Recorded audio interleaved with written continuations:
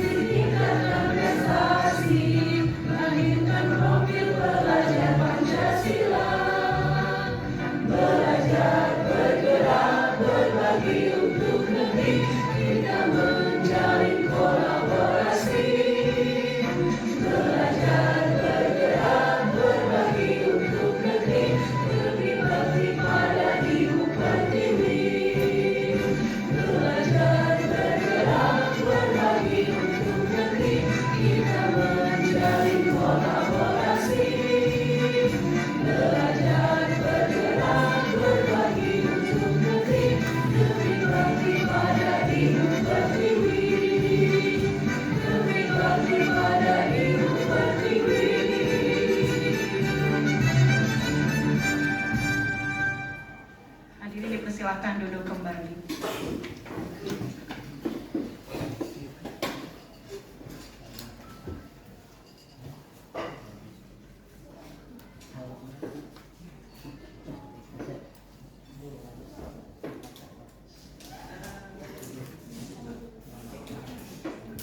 Ya, terima kasih Bu Lia sudah membantu.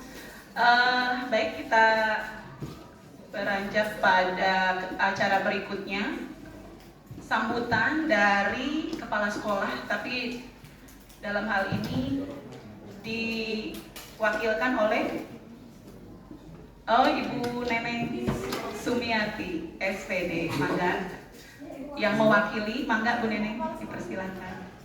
Bismillahirrahmanirrahim. Assalamualaikum warahmatullahi wabarakatuh.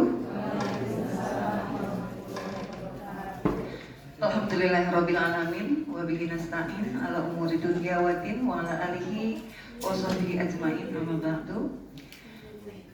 Yang saya banggakan Bapak Ibu calon guru penggerak angkatan 11, yang saya cintai Bapak Ibu guru, rekan-rekan sejawat di SMA Negeri 1 Cibung Bulang.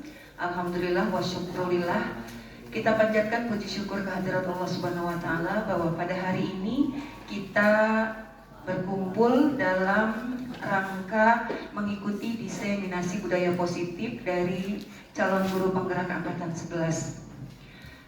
Saya pribadi bersyukur dengan adanya sesi berbagi ini, kita semua diberikan ilmu yang tentunya walaupun mungkin di kita ini sudah banyak guru penggerak, tapi kita merefresh kembali hal-hal yang mungkin sudah lama kita ingatkan kembali dari calon guru penggerak angkatan 11 ini. Saya ucapkan selamat, sukses selalu.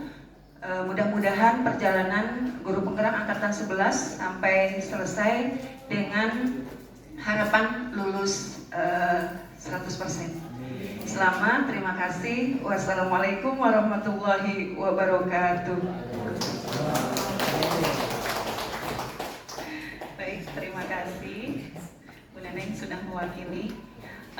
Kita beranjak ke acara berikutnya, yaitu sebelum kita mulai acara inti, kita berdoa dulu supaya kegiatan kita diberkahi Allah Subhanahu wa taala. Kepada Pak Fuad, Ustadz Fuad.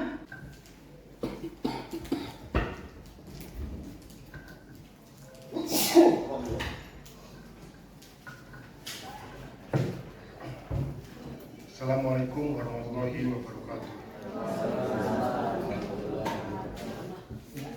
Bapak Ibu guru yang saya hormati, sebelum acara ini kegiatan diseminasi budaya positif oleh calon guru penggerak angkatan 11, marilah kita awali dengan doa bersama agar kegiatan ini bisa dijalankan Allah Subhanahu wa taala.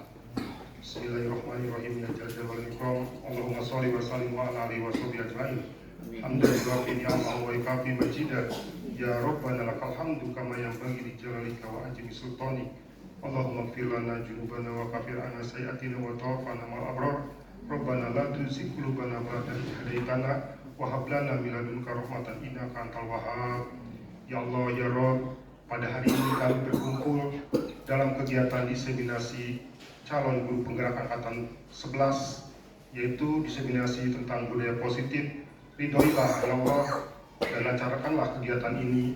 Mudah-mudahan apa yang disampaikan oleh calon guru penggerak angkatan 11, kami guru-guru SMA Negeri 1 Cibung Bulang dapat mengimplementasikannya di kelas dan di sekolah demi untuk masa depan anak-anak kami. Ya Allah, kabulkanlah Allah, permudahkanlah semuanya ya Allah, Amin ya rabbal alamin.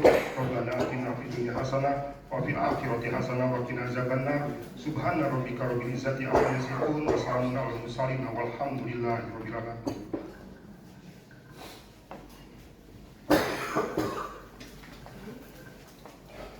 Alhamdulillah, terima kasih kepada Ustaz Fuad yang sudah memimpin doa. Berikutnya kita beranjak ke acara inti, yaitu pemaparan materi dari rekan-rekan hebat kita CGP Angkatan 11. Tetapi sebelumnya izinkan saya berpantun dulu. Ini saya nemu pantun, ya, dapat nemu Bapak Ibu. Ada 2 pantun ya. Bapak Ibu boleh bilang cakep ya. Rasanya enak masakan opor. Dibawa ibu pergi ke kantor. Guru penggerak adalah pelopor. Bergerak bersama jadi inisiator. Ada satu lagi. Buah tomat disayat-sayat. Bijinya banyak dimakan ngengat. Mari belajar sepanjang hayat. Guru penggerak selalu semangat. Nyambung kan ya? Baik Bapak Ibu, kita sambut ya rekan-rekan hebat kita, Bapak Ibu guru penggerak kosinus ini ya. Keren ya singkatannya kosinus. Ya, mudah-mudahan bisa disimak dengan baik. Yang terpenting adalah implementasinya Bapak Ibu. Kita diskusikan di sini bagaimana budaya positif kita bisa implementasikan kepada siswa-siswi kita sehingga akan tercipta suasana belajar yang aman dan menyenangkan seperti itu. Baik, kepada Bapak Ibu pemateri, saya silahkan. Kita sambut dengan tepuk tangan meriah Bapak Ibu.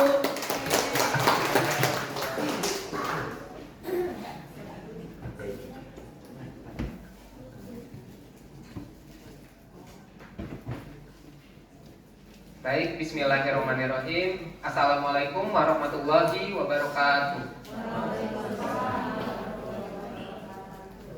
Sebelumnya saya ucapkan terima kasih kepada pembawa acara ya, yang sudah memberikan waktu dan kesempatan kepada saya untuk menyampaikan materi diseminasi budaya positif. Sebelum saya sampaikan materi ini, saya mengucapkan terima kasih banyak kepada Bapak dan Ibu yang sudah berkenan hadir untuk mengikuti acara diseminasi budaya positif yang akan disampaikan oleh kami calon guru penggerak Angkatan 11.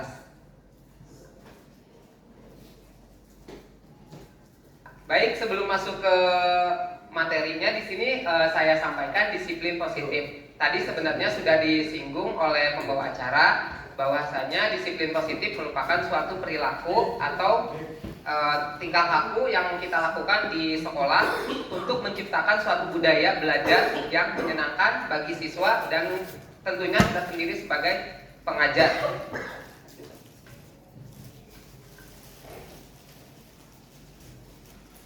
Di sini ada makna kata disiplin.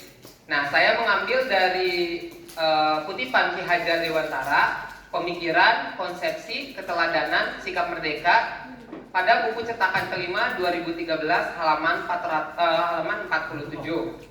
Nah, di sini dinyatakan bahwa di mana ada kemerdekaan, disitulah harus ada disiplin yang kuat. Sungguh pun disiplin itu bersifat self-disiplin, yaitu kita sendiri yang mewajibkan kita dengan sekeras-kerasnya, tetapi itu sama saja. Sebab jikalau kita tidak cakap melakukan self-disiplin, wajiblah penguasa lain mendisiplinkan kita. Dan peraturan demikian itulah yang ada di dalam situasi yang merdeka. Jadi sebelum kita mendisiplinkan orang lain, ya kita harus mendisiplinkan diri kita sendiri. Secara garis besar, kutipan yang saya ambil tadi saya rangkum ke dalam bahasa saya sendiri. Di sini ada hasil pemikiran saya sendiri.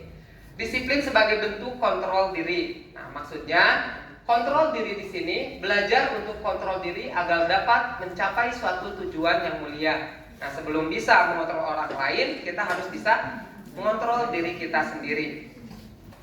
Tujuan mulia di sini mengacu pada nilai-nilai atau prinsip yang mulia yang dianut seseorang.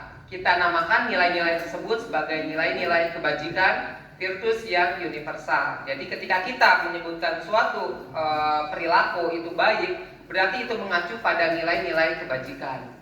Nah, nilai-nilai kebajikan itu biasanya sudah disepakati oleh kita bersama bahwa memang itu hal yang baik. Contohnya di sini ada nilai-nilai kebajikan. Nah, di sini ada ya, nilai-nilai kebajikan yang disepakati bersama lepas dari suku, bangsa, agama, bahasa maupun latar belakangnya. Nah, nilai-nilai ini merupakan payung besar dari sikap dan perilaku kita, atau nilai-nilai ini merupakan fondasi kita dalam berperilaku. Nah, jadi ketika kita akan melakukan suatu tindakan, baik itu di sekolah maupun di luar sekolah, kita harus memiliki landasan atau payung besar. Apakah perilaku yang kita lakukan itu sudah benar atau tidak? Nah, di sini ada nilai-nilai kebijakan universal itu ada sikap peduli, rajin, integritas, rasa hormat, keterus-terangan, keberanian, kebahagiaan, tanggung jawab, sampai ke pengertian. Nah, nilai kebajikan universal ini dapat kita terapkan baik di sekolah, di kelas maupun di luar sekolah. Seperti itu. Begitu ya. Disimak baik-baik ya. Di sini ada nilai peduli, rajin, integritas, rasa hormat. Jadi terdiri dari berbagai macam nilai-nilai kebajikan. Nah, jadi setelah mengetahui nilai-nilai kebajikan universal ini, kita bisa menerapkan atau menentukan apakah perilaku seseorang itu sudah memenuhi nilai kebajikan universal atau belum. Nah, berikut ini saya akan menguji ya, bukan menguji, kita belajar bersama. Apakah Bapak dan Ibu sudah memahami nilai dari kebajikan universal ini berdasarkan soal-soal yang sudah saya sediakan?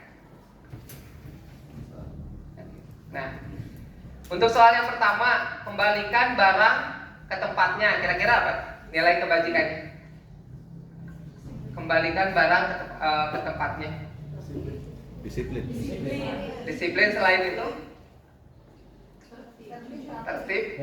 Tanggung jawab. Tanggung jawab, coba lihat.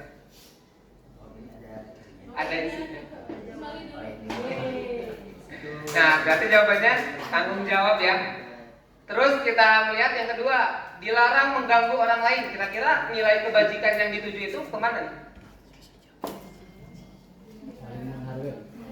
Saling menghargai. Itu ya, saling menghargai. Yang ketiga, hadir di sekolah 15 menit sebelum pembelajaran dimulai. Disiplin atau komitmen ya, bisa komitmen dan disiplin. Jadi kenapa di sini saya cantumkan komitmen? Karena memang siswa sebagai peserta didik ya, dia harus berkomitmen dari awal. Ketika dia itu harus mematuhi peraturan yang ada di sekolah. Jadi itu suatu komitmen. Terus di sini ada dilarang melakukan kekerasan. Nah, untuk dilarang melakukan kekerasan itu sudah termasuk ke dalam nilai kebajikan kasih sayang.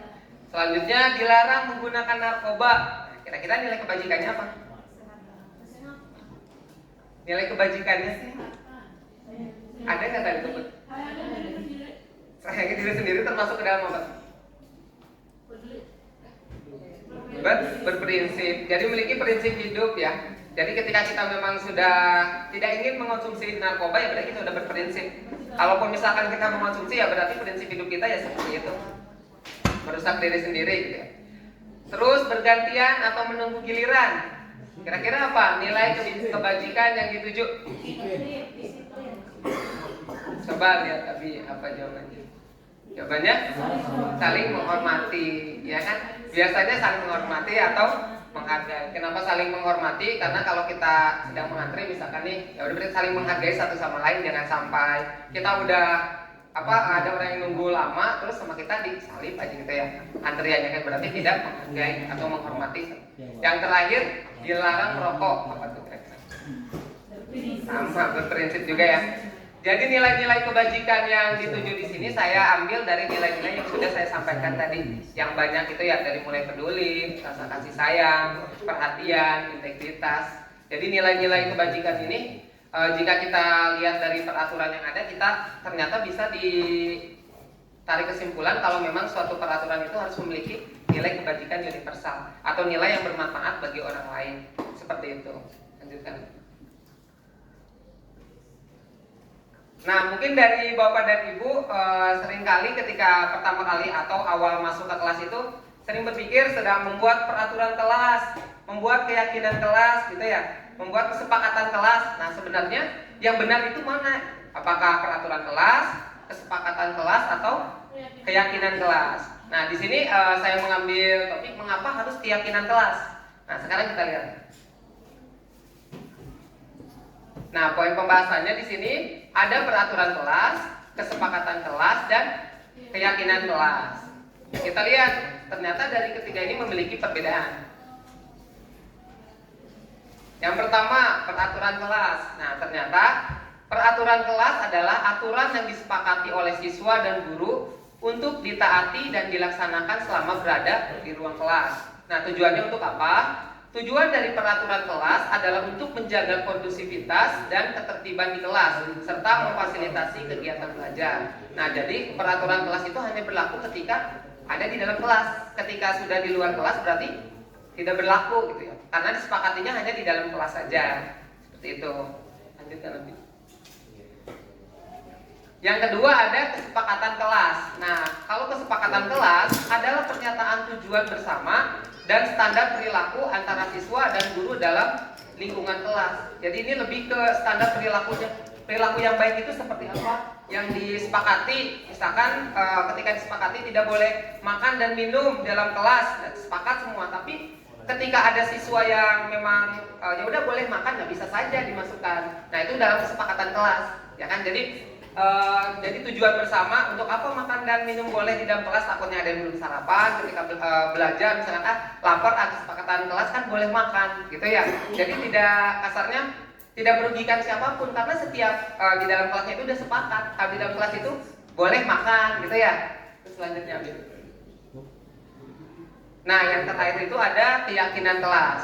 Nah, keyakinan kelas adalah kesepakatan kelas yang diyakini bersama oleh guru dan siswa selama proses pembelajaran. Nah, jadi keyakinan kelas ini mencakup semua, sudah disepakati oleh siswa berbentuk peraturan dan diyakini bersama oleh guru dan siswa itu memang benar-benar mengandung nilai kebajikan seperti itu. Kalau misalkan yang tadi kesepakatan mungkin ada aja kesepakatan kelas yang satu orang setuju, satu orang lain tidak setuju gitu ya, bisa aja seperti itu. Tapi kalau keyakinan kelas itu harus diyakini bersama oleh guru dan siswa selama proses pembelajaran seperti itu. Nah, di sini ada ya. Peraturan itu satu harus dipatuhi oleh seluruh siswa demi kelancaran proses belajar mengajar. Ini ada perbedaannya ya. Terus untuk yang kedua, memuat perintah dan larangan yang harus ditaati di lingkungan sekolah. Yang ketiga, siswa akan dikenai sanksi apabila tidak mematuhi tata tertib sekolah. Jadi peraturan itu lebih cenderung ke lingkungan yang cukup luas ya, terutama ini di sekolah.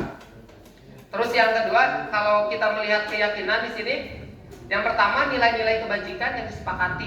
Jadi harus ada nilai-nilai kebajikan. Nah, nilai-nilai kebajikan ini berdasarkan poin-poin yang sudah tadi disampaikan. Ada nilai peduli, integritas, perhatian, kasih sayang, seperti itu.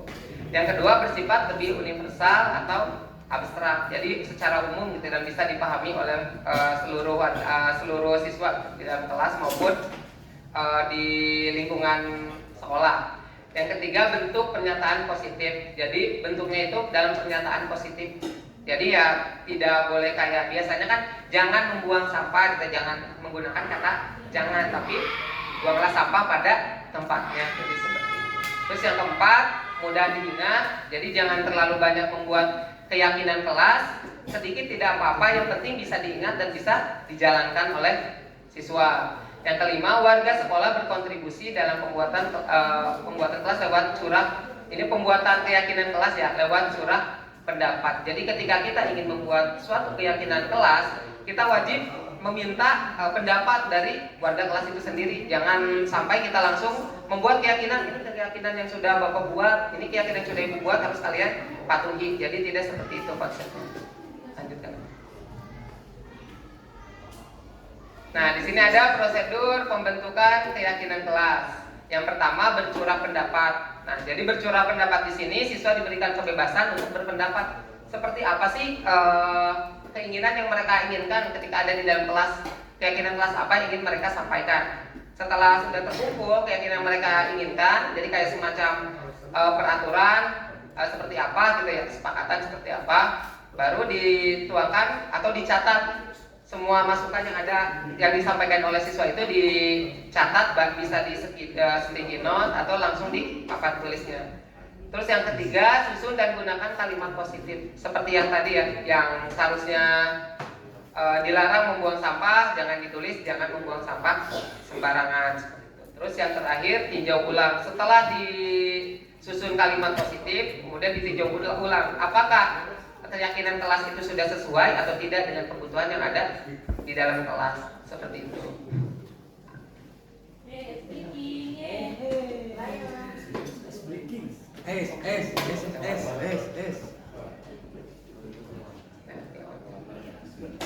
Mungkin sekian materi dari disiplin positif dan keyakinan yang dapat saya sampaikan. Saya kembalikan lagi kepada moderator.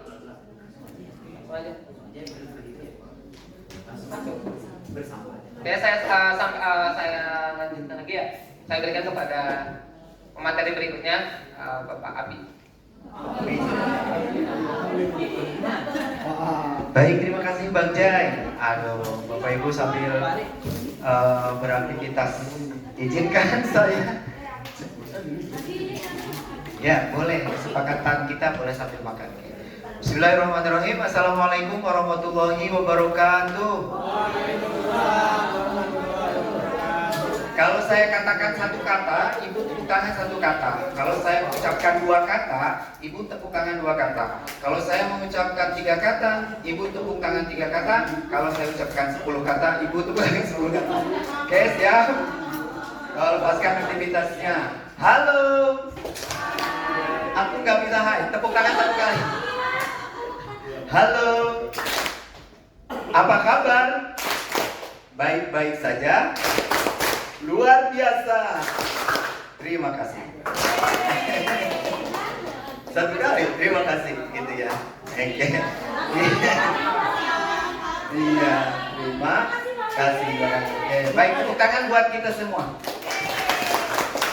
Ya, konsentrasi tadi Bang Jai mendayu-dayu, kalau saya meledak-ledak gitu. Ya, oke. Bapak Ibu ikuti apa yang saya ucapkan ya. Bu Ibu jangan ikutan. Bapak Ibu ikuti apa yang saya ucapkan ya. Botol-botol bola-bola bulat. Botol-botol bola-bola bulat. Botol-botol bola-bola bulat. Botol-botol bola-bola bulat. Ada berapa botolnya? Ada berapa botolnya? Ada berapa botolnya? Terima kasih. Saya tidak nyuruh itu Bapak Ibu, karena Ibu saya minta ikuti apa yang saya ucapkan. Berapa botolnya? Ya, berapa botolnya? Baik, supaya refresh kita IC breaking dulu. Oke, baik, berdiri semua Ibu, keluar dari zona nyamannya. Berdiri semua, keluar dari zona nyaman. Play Bang.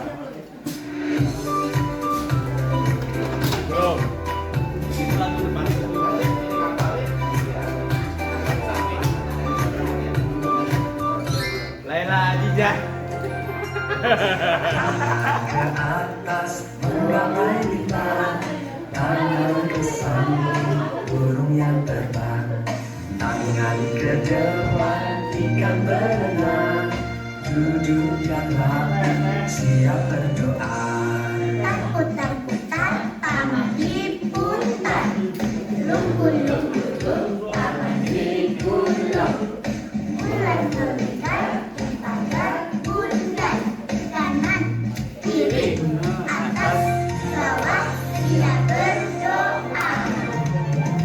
Satu jari kanan, satu jari kiri, moga menjadi dua jembatan. Dua jari kanan, dua jari kiri, moga menjadi empat buah kamera cekrek. Tiga jari kanan, tiga jari kiri, moga menjadi empat buah kamera tinggi. Empat jari kanan, empat jari kiri, moga menjadi delapan buah telinga. Lima jari kanan, lima maju di kiri, bergabung menjadi 10. Siap berdoa. Amin. Ke atas menggapai bintang, Ramung-ramung. burung yang terbang, tangan ke depan, Ikan berenang, duduk yang rapi, siap berdoa. Putar-putar, tangan diputar. Duduk, tangan digulung. Bulan berikan, kita berbundan. Kanan, kiri, atas, bawah, siap berdoa. satu jari kanan, satu jari kiri, bergabung menjadi 2. Dua jembatan panjang, 2 jari kanan, 2 jari kiri, bergabung menjadi 4. 2 kamera cepat, 3 jari kanan, 3 jari kiri, bergabung menjadi 6. 2 menara, 4 jari kanan, 4 jari kiri, bergabung menjadi 8. 2 teling kelinci, 5 jari kanan, 5 jari kiri, bergabung menjadi 10. Siap berdoa. Yang penting isinya kok. Oh, ditukar. Yang ada isinya.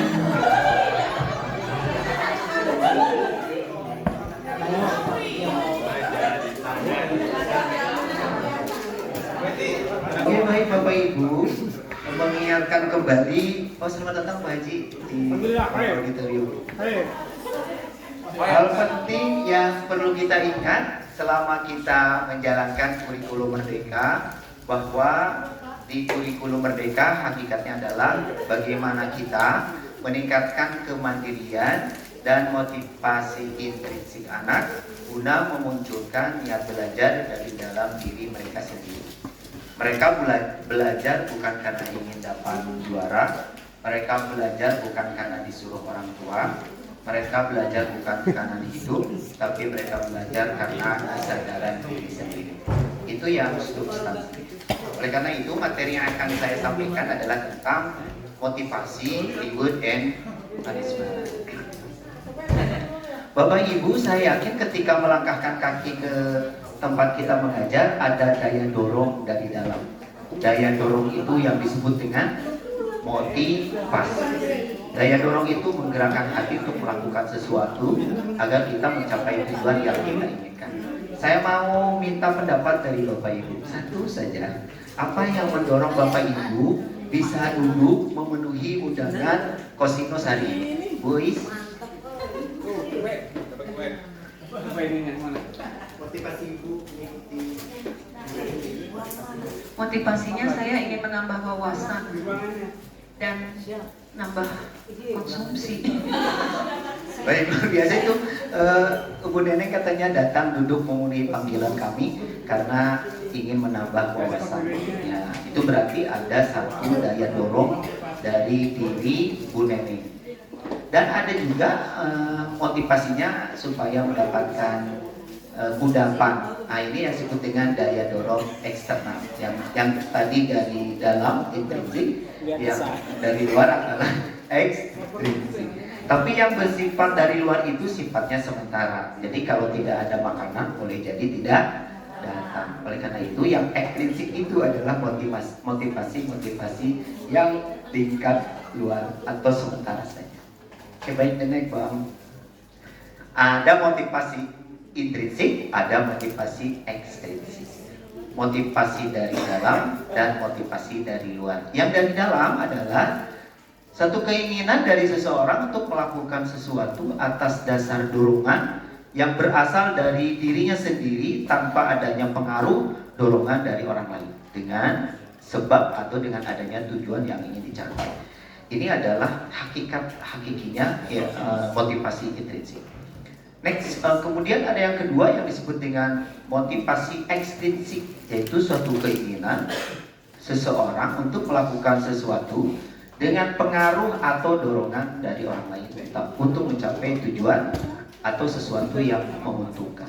Jadi dua-duanya motivasi ekstrinsik maupun motivasi intrinsik adalah satu daya dorong dan pada hakikatnya adalah untuk mencapai tujuan yang sama. Diane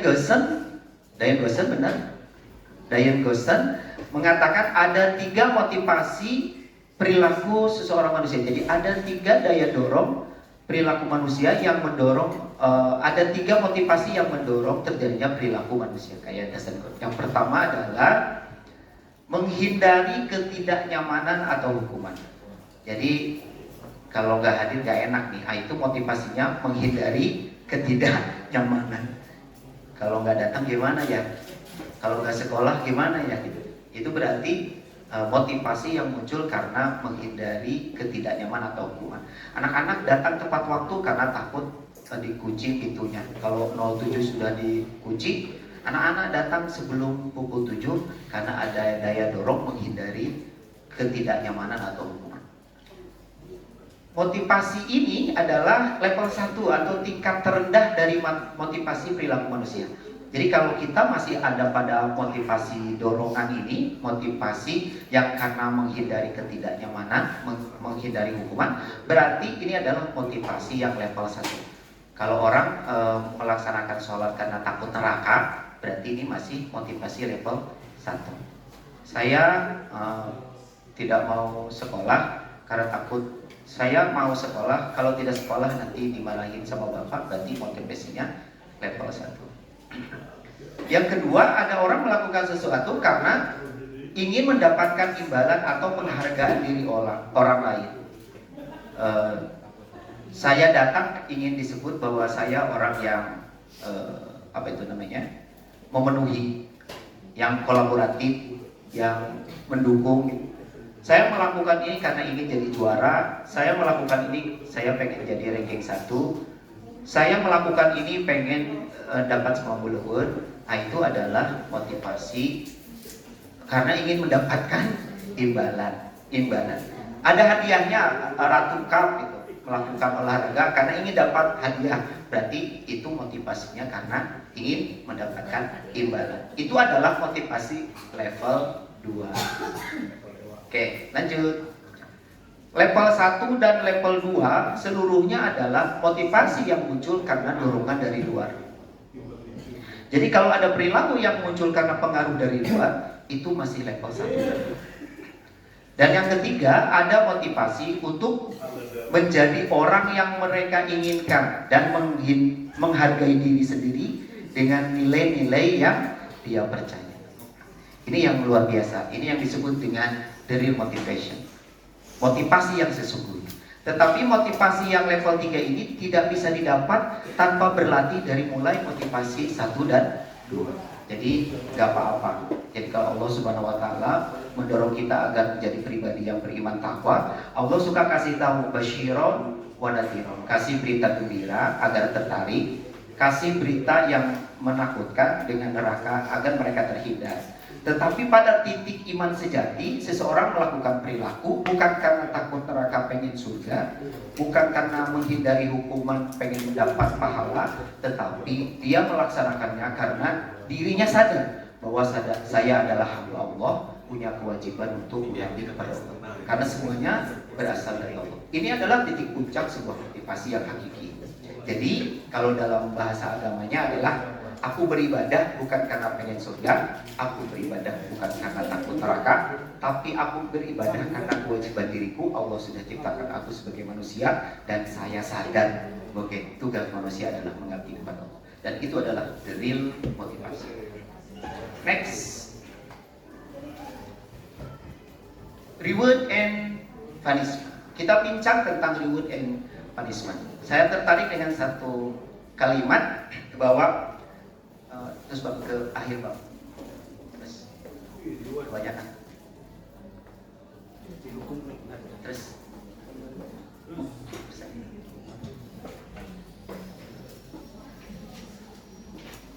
terakhir ya. Nah, ini saja.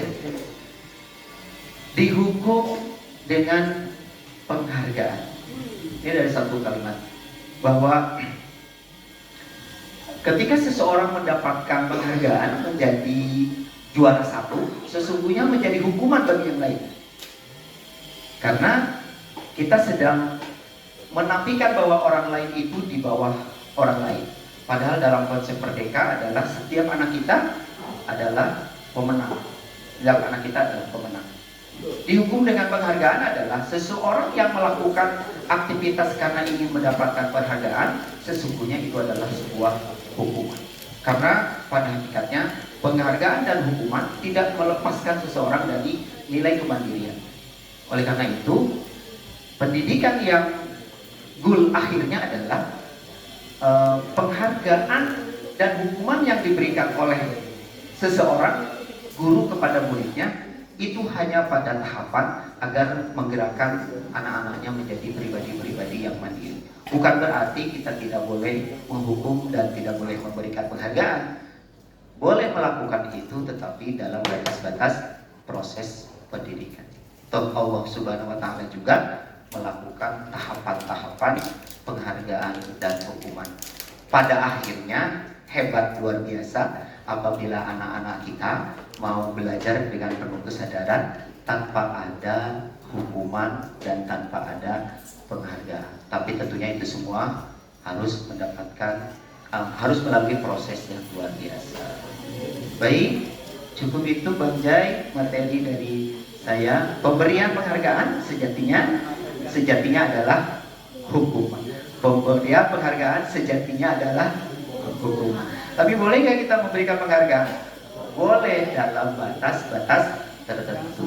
Jadi ada anak-anak yang perlu diberikan penghargaan untuk menumbuhkan motivasi. Ada anak yang diberikan hukuman untuk menumbuhkan motivasi. Untuk anak-anak tertentu.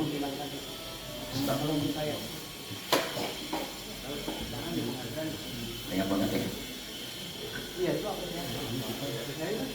Sudah.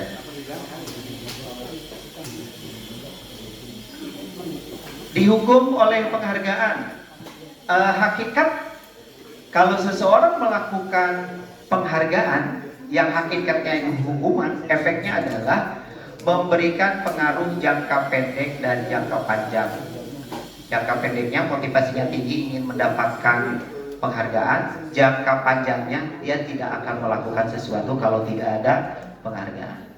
Bantu ibu, kalau nanti sudah dibantu diberikan coklat, selamanya dia akan bergantung untuk mendapatkan coklat. Yang kedua, penghargaan itu tidak efektif. Penghargaan merusak hubungan.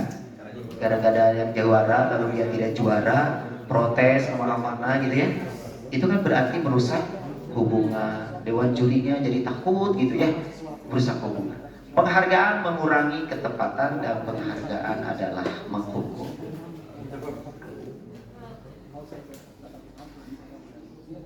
Cukup Bapak Ibu, demikian. Mudah-mudahan berkenan. Mohon maaf atas segala kekurangan. Burung Irian, burung cendrawasih. Apaan sih? Cukup sekian. Terima kasih. Assalamualaikum warahmatullahi wabarakatuh. Ayo tepuk dong. Oke, lanjut. Selanjutnya diseminasi budaya positif akan disampaikan oleh Ibu Siti Nurmilah. Kalau tadi kok, sekarang si. Mangga.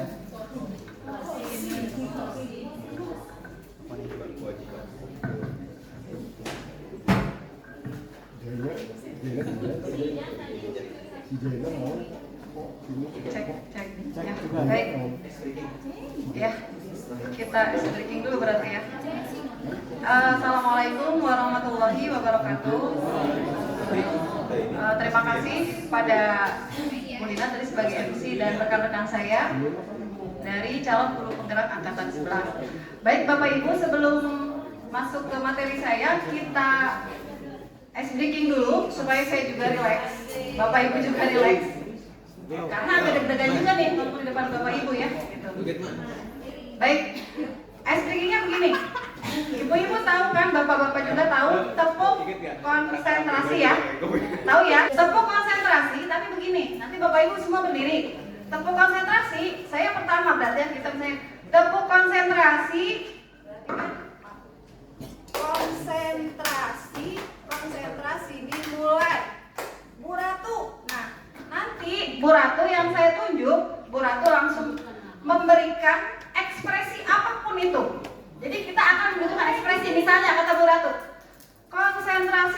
dimulai. Tertawa, berarti semua harus tertawa. Terus Bu Ratu nunjuk lagi. Pak Pepen, joget, berarti semua harus joget. Jadi ini tergantung dari Jadi kita akan meluapkan ekspresi dari Bapak Ibu, tertawa, menangis, tidur, silakan, tapi jangan lama-lama. Nanti waktunya kehabisan. Ya, siap Bapak Ibu? Boleh? Saya minta semua berdiri. Mohon izin. Pak Puan mau nemenin Kak? Ayo ini konsentrasi dimulai. Ibu Rani tertawa, itu aja. Ya siap ya. 1, 2, 3. Tepuk konsentrasi. Konsentrasi. Konsentrasi dimulai. Bu Sofi. Konsentrasi. Oli. Bu Sofi langsung cari dulu terus langsung dulu ngapain gitu. Ayo ke Pak Puan dulu ya. Siap. Oke. 1, 2, 3. Tepuk konsentrasi. Konsentrasi. Konsentrasi dimulai. Pak Puan. Bu, siapa namanya? Konsentrasi dimulai. Ibu Ella. Ekspresinya. Jadi setelah Pak Puan saya tunjuk Pak Puan, konsentrasi dimulai. Tidur. Itu Pak Puan bilang tidur langsung Pak Puan tunjuk Bu Era gitu. Ya. Konsentrasi lagi, konsentrasi dimulai. Tertawa semua Bu Era untuk Bu Ari gitu lagi. Ya udah, saya dulu ya. Siap ya, 3, 2, 1. Mohon maaf. Tepuk konsentrasi. Konsentrasi dimulai. Pak Puan teriak.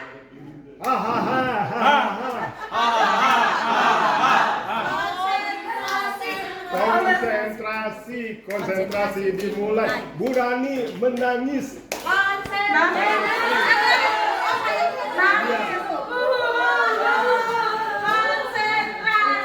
Konsentrasi dimulai. Bu Mati joget.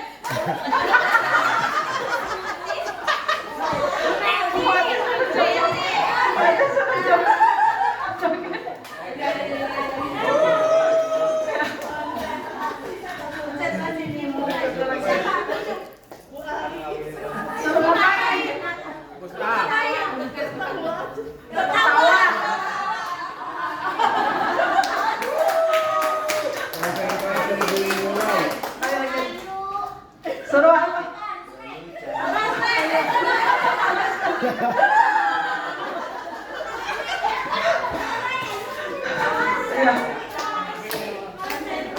Itu lagi ya.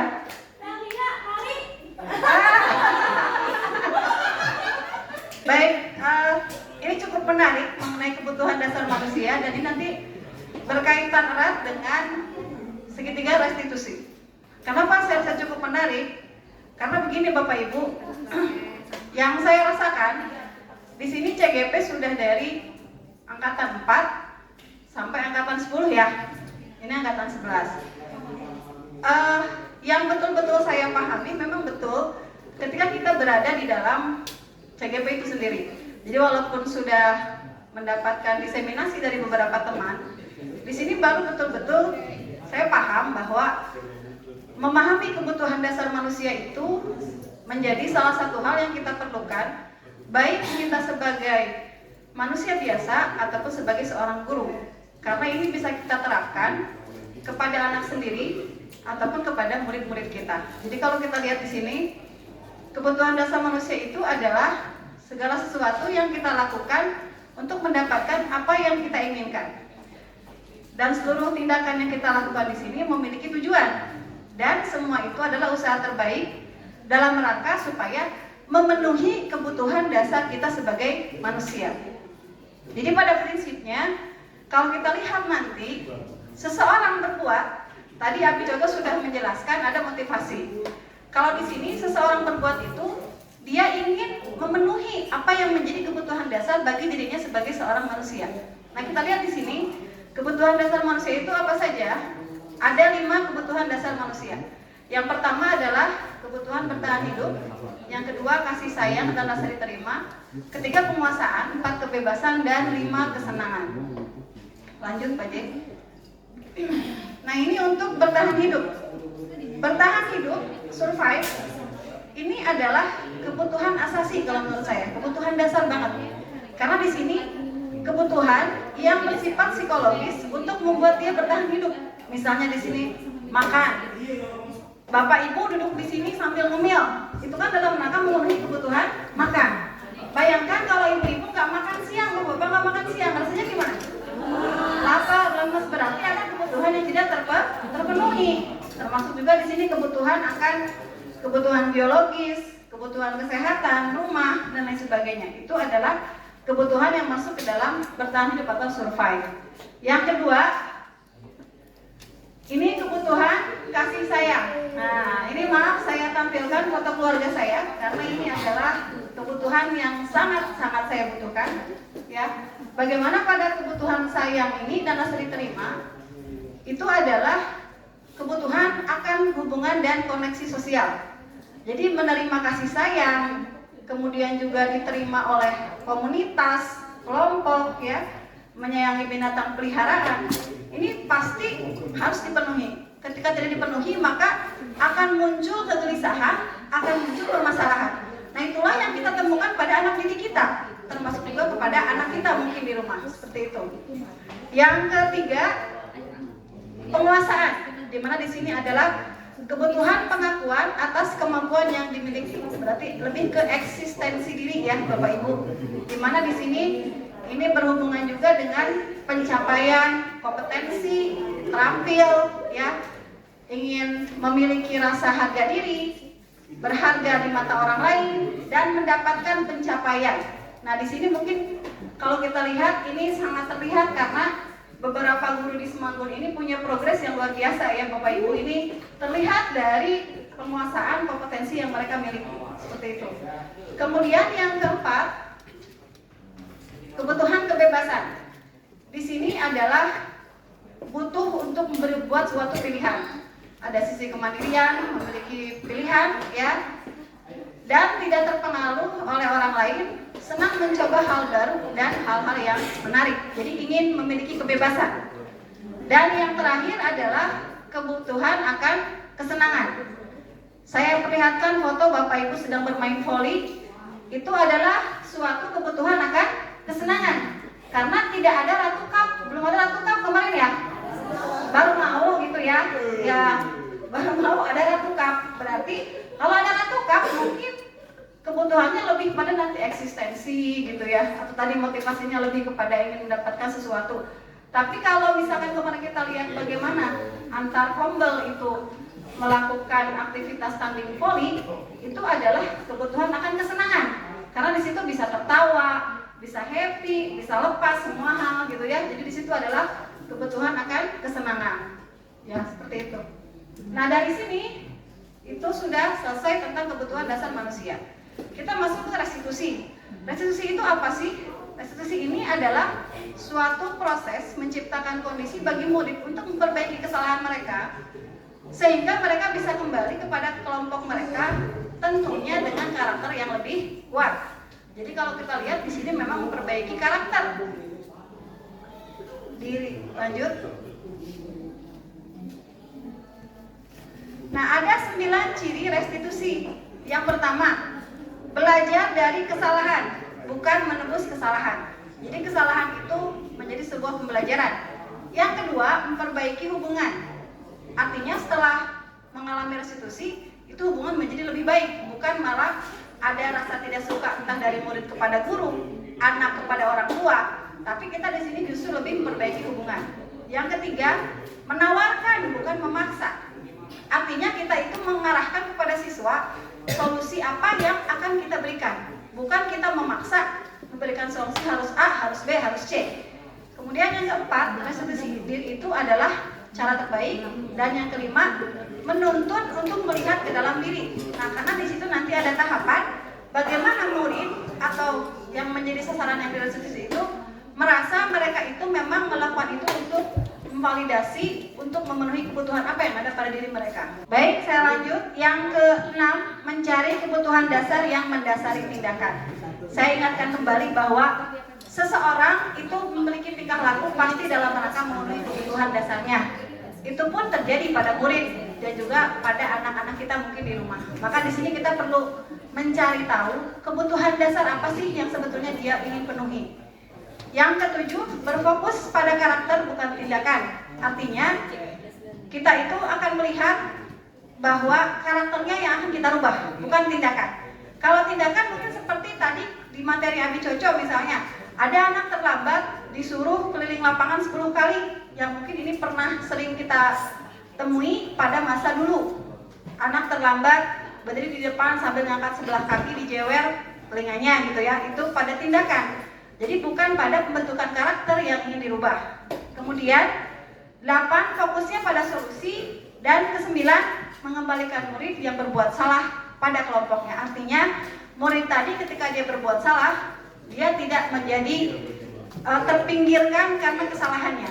Tapi bagaimana murid tadi, dia bisa bergabung kembali dengan kelompoknya, dengan orang yang baru, dengan karakter yang baru yang lebih baik. Lanjut. Tahapan segitiga restitusi ada 3 tahap. Yang pertama adalah menstabilkan identitas, yang kedua validasi kebutuhan, dan yang ketiga menanyakan keyakinan. Lanjut, mesti ada penjelasannya.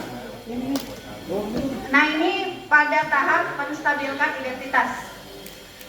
Dalam tahap menstabilkan identitas itu, tujuannya kan di sini untuk membuat anak yang merasa gagal karena berbuat salah menjadi berpikir positif terhadap dirinya sendiri.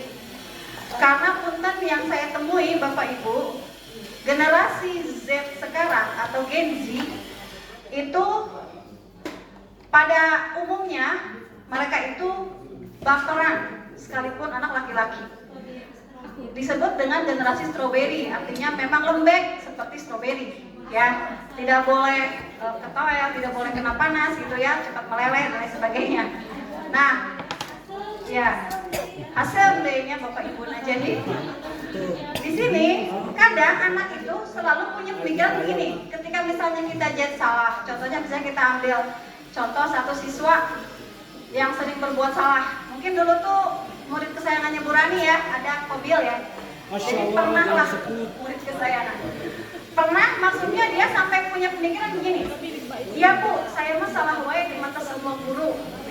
Saya mah selalu salah, ketemu guru ini salah, ketemu guru itu salah. Artinya berarti di sini ada mindset yang ada dalam benak dia bahwa dia itu gagal dan tidak berpikir positif tentang dirinya sendiri. Nah, pada tahapan menstabilkan identitas ini, kita membuat siswa itu tidak mengejas apa yang dia lakukan, tapi kita coba sampaikan, misalnya pada kalimat di sini ada ya, berbuat salah itu hal yang manusiawi, atau kita sampaikan betul tidak ada manusia yang luput dari kesalahan, semua manusia pasti punya salah, atau kita katakan misalnya, ibu tahu yang bikin salah itu bukan kamu aja, yang lain pun mungkin pernah terlambat, yang lain pun mungkin pernah melakukan hal yang sama. Jadi di sini dibuat identitas dirinya itu menjadi stabil supaya dia tidak ngedown gitu ya, secara bahasa itu tahap dari menstabilkan identitas. Yang kedua itu adalah tahap yang kedua validasi kebutuhan. Nah, di sini validasi kebutuhan itu adalah tadi membantu murid mengenali kebutuhan dasar apa yang ingin dia penuhi ketika dia berbuat salah. Karena tadi setiap manusia itu pasti ingin terpenuhi kebutuhan dasarnya. Misalnya kita bisa berkata di sini, kamu bisa kan melakukan hal yang lebih buruk, tapi kamu tidak melakukannya kan? Atau kamu pasti punya alasan, kenapa kamu melakukan itu? Kalau kita melakukan sebuah analisa, misalnya tahun kemarin saya mendapat perwalian 10 PSP 11 dengan background latar belakang keluarga yang luar biasa. Rata-rata mereka itu semuanya adalah broken home. Ada yang korban perceraian orang tua, ada yang orang tuanya meninggal, ada yang orang tuanya ada 4 gitu ya. Jadi itu ternyata ketika mereka berbuat suatu kesalahan, intinya kebutuhan yang mereka inginkan itu adalah satu, mendapatkan kasih sayang dan perhatian. Makanya mereka sering bikin masalah. Tujuannya apa? Pengen diajak ngobrol sama wali kelas, pengen diajak ngobrol sama ini sama itu. Jadi Di situ mereka punya alasan kenapa mereka melakukan sebuah kesalahan tadi. Jadi kita temukan dulu kebutuhan apa sebetulnya yang mereka inginkan. Yang ketiga, menanyakan keyakinan. Jadi alurnya itu setelah identitasnya stabil, terus dia bisa menganalisis kebutuhan apa yang dia inginkan, kita coba hubungkan dengan keyakinan yang sudah ada dalam diri mereka. Keyakinan kalau di kelas berarti kan keyakinan kelas, keyakinan sekolah. Ya mungkin kalau di rumah tuh peraturan di rumah gitu ya. Kita kaitkan, apakah betul gitu ya? Ingat gak dengan keyakinan yang sudah disepakati? Ingat tidak dengan keyakinan yang sudah dibuat? Sehingga dengan begitu dia akan berpikir bahwa dia itu telah melanggar sebuah keyakinan dan itu perlu diperbaiki. Jadi timbul kesadaran sendiri dari murid. Ya, itu saja mungkin yang bisa saya sampaikan. Artinya setiap manusia itu dia perlu terpenuhi kebutuhannya, begitu ya. Makanya banyak tindakan yang dilakukan oleh orang tersebut. Demikian dari saya. Terima kasih. Saya nggak bisa pantun, jadi saya langsung kasih saja kepada Pak Sigi. Mangga Pak Sigi. Baik, terima kasih Bapak dan Ibu masih setia. Oke, es breakingnya sudah. Dia tadi sudah 2 kali. Nanti es krim aja, gitu ya. Masing-masing tapi. Baik, Bapak dan Ibu, ini saya dapat bagian untuk menjelaskan mengenai 5 posisi kontrol. Iya, sengaja Bapak Ibu saya buat seperti ini karena pengajar praktik saya juga merasa kok fokus saya jadi terganggu karena foto gitu. Karena saya membuat kalau saya presentasi kurang bagus, tapi kalau di ini kan jadi konsentrasinya ke gambar, gerak-gerak terus. Baik Bapak Ibu, ini lanjutan dari restitusi dari Bu Mila, dari yang tadi ada menstabilkan identitas, kemudian validasi kesalahan, kemudian menanyakan keyakinan. Di sini yang dominan nanti adalah posisi kontrol seorang guru. Jadi kita. Kalau yang tadi kan dari Pak Haji Khotib, kemudian Pak Zainul, kemudian Bu Mila, konsentrasinya ada pada murid. Dominannya pada murid. Kenapa? Karena kita memberikan budaya positif kepada murid atau disiplin positif itu dominannya untuk murid dengan berbagai macam, ada keyakinan kelas, ada konsekuensi dan sebagainya. Nah, Bapak Ibu, dalam posisi dalam 5 posisi kontrol ini, lanjut aja. Ya. Ini saya ingin menjelaskan beberapa, yaitu ini menurut Diane Gosen dalam bukunya Restructuring School Discipline 1998 mengemukakan bahwa guru perlu meninjau kembali penerapan disiplin di dalam ruang-ruang kelas mereka selama ini. Apakah telah efektif? Apakah berpusat pada murid, memerdekakan dan memandirikan murid? Nah, ini kan jadi pertanyaan pertama. Saya tahu atau kita sama-sama merasakan bahwa kita itu pendidikannya dulu dengan pendidikan yang sangat keras. Salah sedikit kita dihukum. Gitu ya. Baik, lanjut. Diane Gosen dan William Glaser itu memiliki pandangan yang sama mengenai posisi kontrol dari seorang guru. Ada 5. Di sini ada penghukum, pembuat merasa bersalah, kemudian posisi teman dan pemantau dan manajer. Ada 5. Nah, saya akan menjelaskan satu persatu. Kita mulai dengan posisi yang pertama, yaitu sebagai seorang penghukum.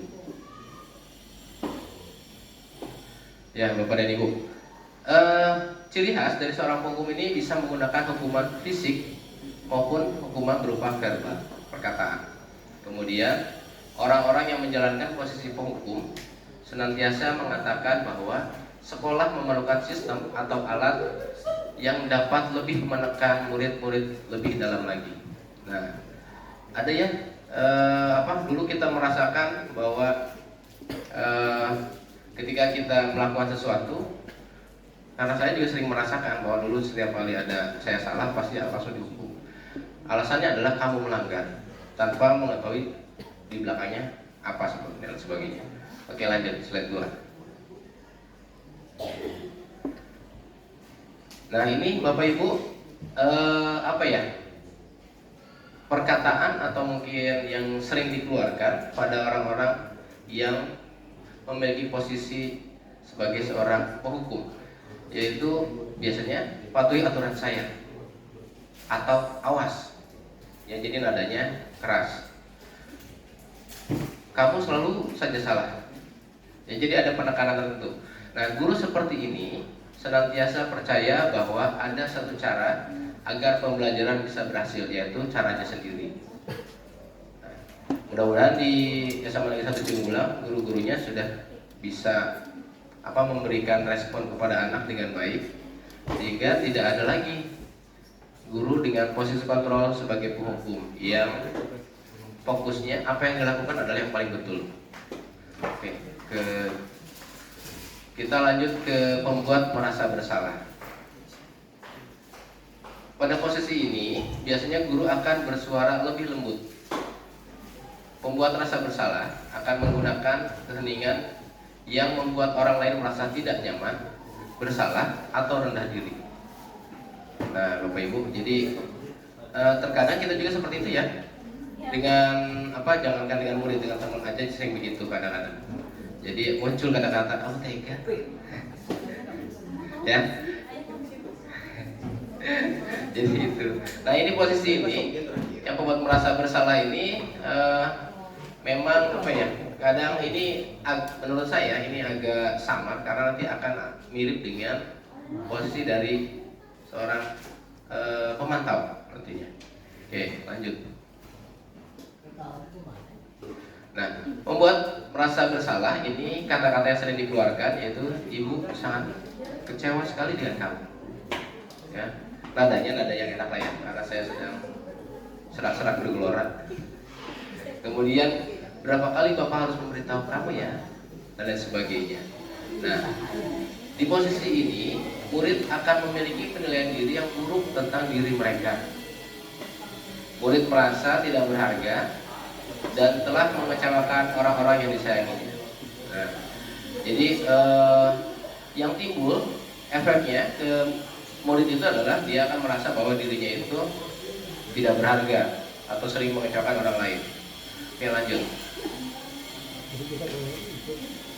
Oke, yang ketiga ini adalah posisi kontrol sebagai seorang teman. Saya yakin Bapak dan Ibu ini juga ada sebagian besar terutama ketika bertemu dengan murid, saya yakin Bapak dan Ibu ada yang dekat dengan murid si A, si B, C gitu ya, walaupun tidak semua. Ini posisi teman ini lebih dominan istilahnya kalau bahasa sederhananya adalah kalau ngobrol itu tidak pakai batas berbicara. Oke. Guru pada posisi ini tidak akan menyakiti murid, namun akan tetap berupaya mengontrol murid melalui persuasi atau pendekatan. Ya. Oke. Kemudian ini ada efeknya dari posisi kontrol seorang teman itu ada dua nanti, ada positif, ada negatif. Yang positifnya di sini adalah berupa hubungan baik yang terjalin antara guru dan murid. Guru di posisi teman menggunakan hubungan baik dan humor untuk mempengaruhi seseorang. Nah, perkataan yang sering muncul pada posisi kontrol guru seorang teman itu biasanya ayo bantulah demi bapak ya. Ya, jadi bahasanya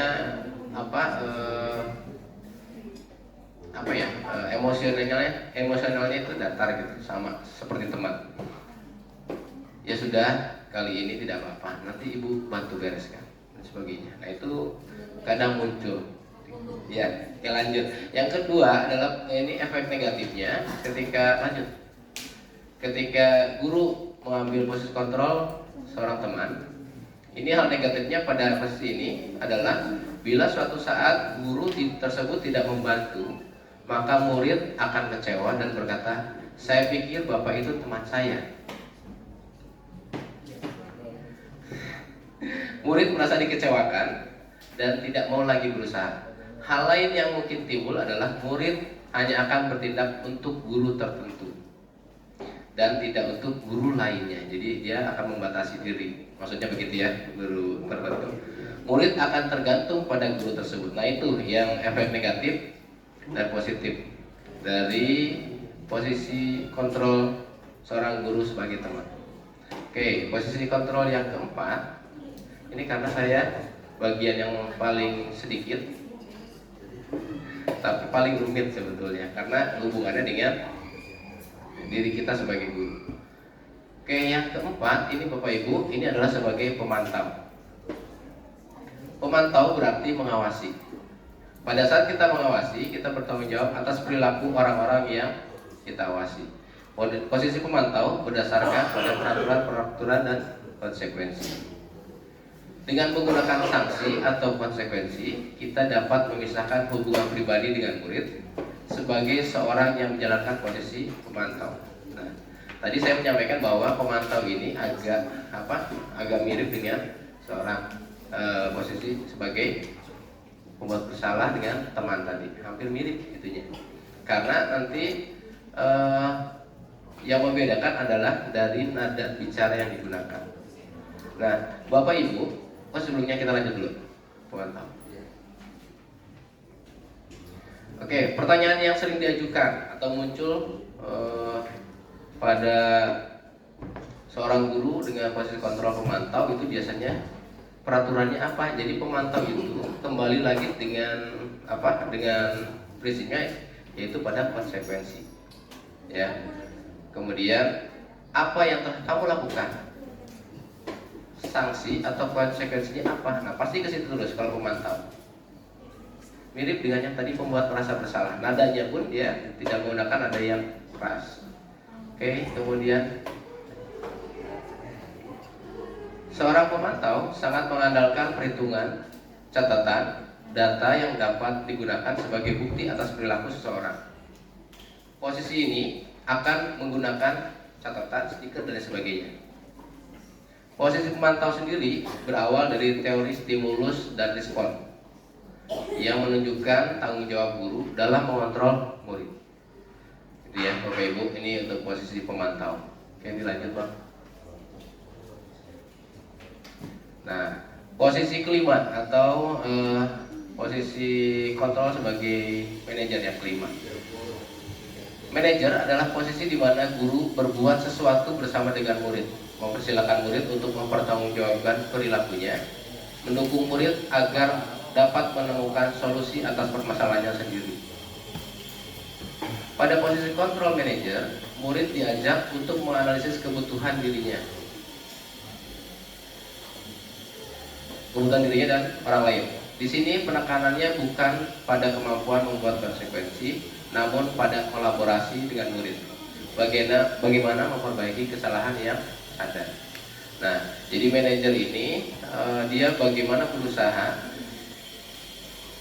memberikan perlakuan atau perbaikan kepada murid dengan cara dia tidak menjatuhkan harga diri murid, tapi malah membuatnya tadi muncul inisiatif yang dasarnya dari dalam diri, yaitu intrinsik, motivasi intrinsik. Oke, silakan dilanjut. Nah, kata-kata yang sering digunakan pada posisi manajer ini apa yang kita yakini, jadi keyakinan.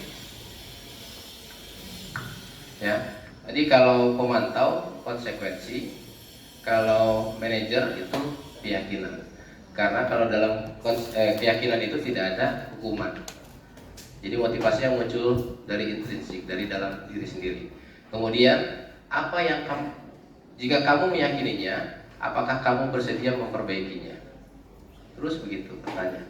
Dan ini kalau saya sambungkan pada restitusi, segitiga restitusi, ini beradanya pada validasi perbuatan tindakan yang salah. Ya, jadi posisi manajer ini nanti menggunakan kata-kata tersebut. Oke, dilanjut. Terakhir. Oh ya, ini. Oke, tugas seorang manajer bukan untuk mengatur perilaku seseorang. Jadi kita sebagai guru dengan posisi manajer berarti bukan bukan berarti kita mengatur, ya, tidak boleh mengatur murid. Kemudian seorang manajer bukannya memisahkan murid dari kelompoknya, jadi tetap disatukan dengan kelompoknya, tapi mengembalikan murid tersebut ke kelompok yang lebih baik dan kuat. Bila kita menginginkan murid-murid kita menjadi manusia yang merdeka, mandiri dan bertanggung jawab, maka kita perlu mengacu kepada restitusi yang dapat menjadikan murid kita menjadi manajer bagi dirinya sendiri. Nah, karena ini posisinya manajer, tadi saya di awal sudah menyampaikan bahwa ini adalah lanjutan dari segitiga restitusi, tapi posisinya ini guru yang melakukan restitusi. Ini lanjut. Oke. Dalam praktik penerapan disiplin sehari-hari, kita akan kembali kepada posisi teman atau pemantau, karena murid yang ditangani belum siap diajak berdiskusi atau diundang untuk melakukan restitusi. Itu ya Bapak Ibu. Walaupun kita merasa bahwa kita sudah bisa ke anak itu dekat, tapi belum tentu juga ketika ada permasalahan kita bisa membawa anak itu kepada posisi kita sebagai posisi kontrol seorang manajer. Karena yang paling muncul sering di kita adalah posisinya pemantau dan teman. Jadi dua posisi itu. Karena sekarang kurikulum berbeda, cara pengajaran berbeda, kemudian perkembangan generasi juga yang berbeda. Yang tadi sudah disampaikan oleh Bu Mila bahwa generasi strawberry tadi ya. Jadi kita memberikan perlakuan kepada murid juga harus berbeda. Jika saya yakin Bapak Ibu di SMA Negeri 1 Cimulang itu dominannya ada pada posisi sebagai teman dan pemantau. Ya, oke dilanjut. Emang yang tadi. Oke, kenapa disebutkan begitu? Karena Bapak Ibu kita punya tujuan akhir sebagai guru itu di posisi kontrol guru, yaitu nanti di posisi kelima, yaitu manajer. Karena pada saat kita bisa menempatkan diri pada posisi kontrol seorang manajer, berarti kita bisa melakukan meningkatkan keyakinan murid bahwa dirinya itu berarti, bahwa bisa memerdekakan murid dan bisa memberikan pembelajaran yang berpihak pada murid. Dan penyelesaian masalah itu kita tidak menuntut anak, tetapi menuntun mereka untuk mereka bisa memunculkan penyelesaian sendiri, motivasi sendiri dan sebagainya. Oke, ini yang terakhir Bapak Ibu dari saya. Ya, mari kita mengingat. Walaupun tadi secara singkat, saya ingin sedikit. Tadi kan briefing sudah, sekarang mau tugas satu. Oke, ini ada dialog antara seorang guru dengan adik murid. Ada yang mau praktek? Boleh mempraktikkan ini. Jadi guru, kemudian adiknya siapa?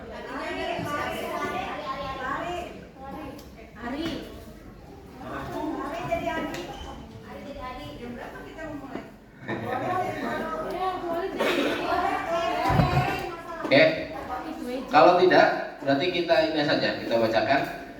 Mari kita mengingat ini dengan guru itu dengan nada suara datar, bahasa tubuhnya formal. Ya, bijak. Adi, tahukah kamu jam berapa kita memulai?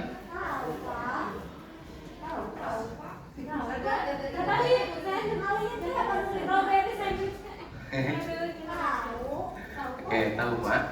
Kamu terlambat 15 menit. Apakah kamu sudah mengerti konsekuensi yang harus dilakukan bila terlambat?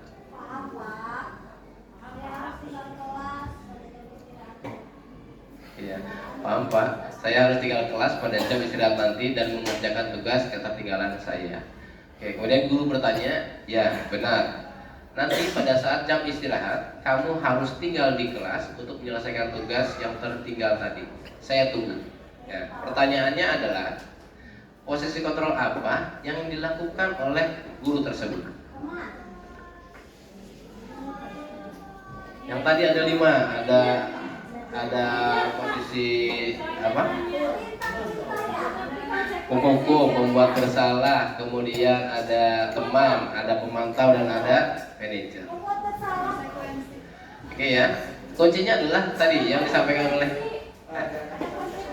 konsekuensi. Konsekuensi masuknya ke ya berarti validasi, berarti posisi kontrolnya sebagai seorang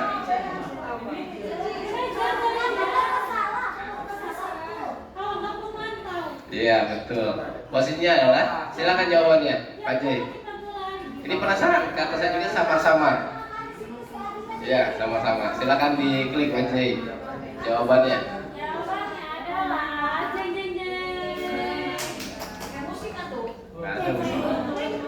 Oke, pemantau. Oke ya. Jadi kenapa di ini harus ada pemantau? Karena ini Ibu, satu nada suaranya datar, betul. Yang keduanya bahasa tubuhnya formal. Ya, kuncinya itu satu. Yang keduanya adalah konsekuensi. Nah, kalau yang pembuat rasa bersalah tidak begitu. Ya, tidak formal.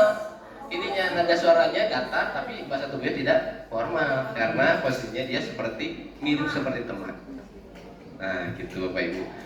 Oke, baik Bapak Ibu, saya akhiri karena ini bagian terakhir. Cuma satu aja, nggak usah banyak-banyak. Kita sisa lagi. Oke ya. Ini saya ucapkan terima kasih. Ini dari Kosinus. Ada Awah Hotel atau Cocok, kemudian Siti Nurmila, ada Pak Jainul dengan saya sendiri. Oke. Terima kasih. Assalamualaikum warahmatullahi wabarakatuh.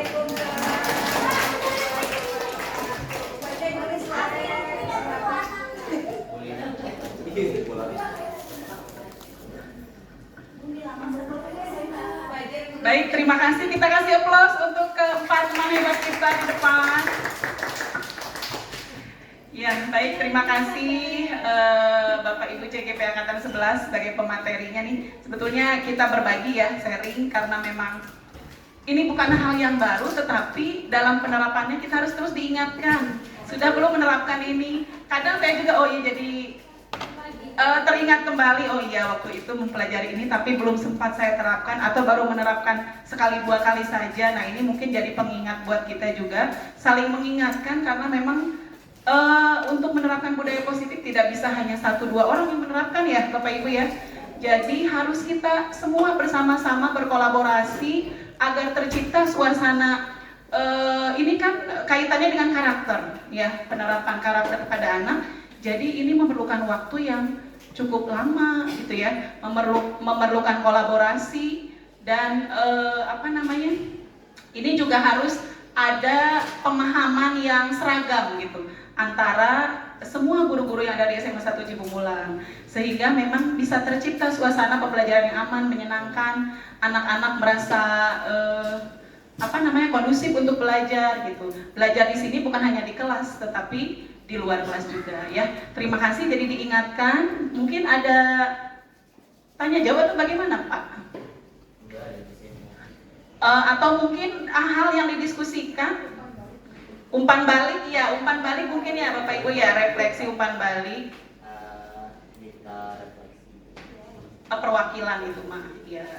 Jadi di forum ini sudah cukup ya. Oke Bapak Ibu, harapannya setelah kita diingatkan kembali, ini kan sudah diseminasi yang keempat ya. Sebetulnya 9 juga sudah ya, hanya tidak semua guru ya. Jadi kita sudah terus diingatkan setiap tahunnya ya. Mudah-mudahan harapannya Bapak Ibu guru semua di sini yang hebat, yang kompak semua di SMA Negeri 1 Cibungbulang bisa menerapkan budaya positif dari hal-hal yang tadi. Bagaimana kita memahami kebutuhan peserta didik, bagaimana kita menempatkan posisi sebagai guru, tadi 5 posisi kontrol ya, bagaimana menerapkan restitusi, bagaimana memahami kebutuhan peserta didik kita ya. Ya, baik, mungkin nanti di komunitas belajar kita saling berbagi, saling mengingatkan, saling bisa menerapkan dari hal-hal yang terkecil dulu ya. Jadi tidak hanya sebatas teoritis saja, yang terpenting adalah penerapannya dan implementasinya di keseharian. Baik, langsung saja ditutup atau ada langsung ya ditutup saja. Terima kasih Bapak Ibu semua sudah meluangkan waktunya. Anak-anakku yang sudah membantu juga terima kasih ya. Sekali lagi kita beri aplaus dan semangat untuk TGP hebat kita angkatan 11. Terima kasih, mohon maaf sebagai saya sebagai moderator dan pembawa acara jika ada kekurangan. Terima kasih. Kita tutup dengan membaca hamdalah bersama-sama. Alhamdulillahirabbil alamin. Assalamualaikum warahmatullahi wabarakatuh.